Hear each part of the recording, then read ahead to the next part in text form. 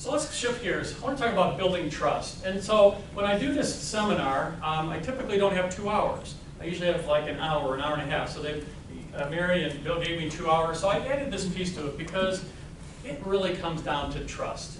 Whether people like us or not, it's all about trust. I think trust is number one. So talk to me, give me an idea of what people do that build trust, things that people do that build trust, maybe one word, and things that people do that damage trust. Yeah. Follow through on what they say they're going to do. Yeah, absolutely. Follow through on what you say you're going to do. Absolutely. Yeah. Sincerity. Sincerity. Yeah. I like sincerity. I like authenticity. I think that's very important. I made a decision. I don't usually tell this story.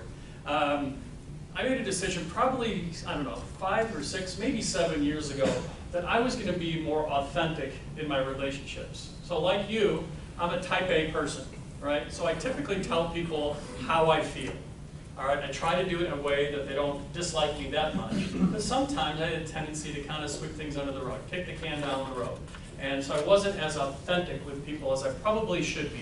So I decided to do that. And if you're authentic with someone, if you're sincere, if you're transparent with someone, I have found that even though there might be some short-term hardship, there might be some short-term pain, getting it on the table, being authentic, is people typically welcome that. And I have found that I resolve conflicts easier when I'm authentic, because then what do people do in return? They're typically authentic. They typically become more transparent and sincere. So I think that's a great one. Yeah, what else? What else do people do that build trust? Please. Advocacy. Oh, I never think I've ever had that one. Advocacy. Yeah, tell me that. Explain that. Well, you can tell your teacher. Clients oftentimes sit in the center of an organization. They're not senior decision makers.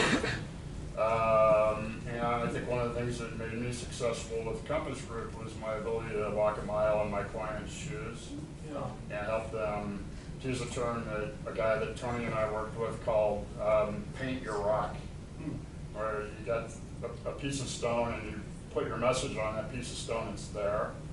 And so if you build your business case in a manner that paints the rock, then you can carry that forward. Yeah, great, fantastic. Being an advocate for others builds trust.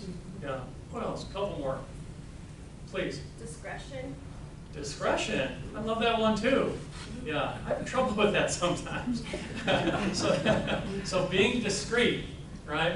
Not sharing, not forwarding that email potentially. Is that what you're thinking? Exactly. Yeah, that's a great one. Give me one more. About communication, when you're talking with someone, being able to look them in the eye when you're talking to them rather than looking away when you're talking and stuff. Yeah, you're a big listener guy, big nonverbal guy, I can tell, right? We're going to talk about that. Absolutely, listening, looking someone in the eye. I used to have a big problem with that, but my wife fixed that. Someone else did you want to say something? Someone else? All right, things that do that damage trust. So sometimes it's just the inverse, but what do people do that damage trust? Lie. They lie. Being dishonest. Where if this was Family Feud, honesty probably be the number one. Things that build trust, dishonesty is right there too. If you're just dishonest, that's a deal breaker. Yeah. What else? Blame shift. Blame shift. Blame shift. They shift the blame off themselves. Absolutely. Not accountable. Don't take, blame shift. I'm not going to try and improve that. Perfect. Blame shift. Thank you. Not delivering. Not delivering. Yeah. So it's just kind of the opposite of following through. Do what you say you're going to do, not delivering. Yeah. Being disloyal? Disloyal. Yeah. I'm Italian. I'm Italian American, and I'm a big loyalty guy. I don't know. Maybe I've seen too many mob movies. You gotta be loyal. But I do. I place a high value on loyalty. People who are loyal to me, but not doing it blindly. All right? Because blind loyalty is not good. And other people see you being blindly loyal to someone else, and then maybe they don't trust you. But that's a good one. Yeah.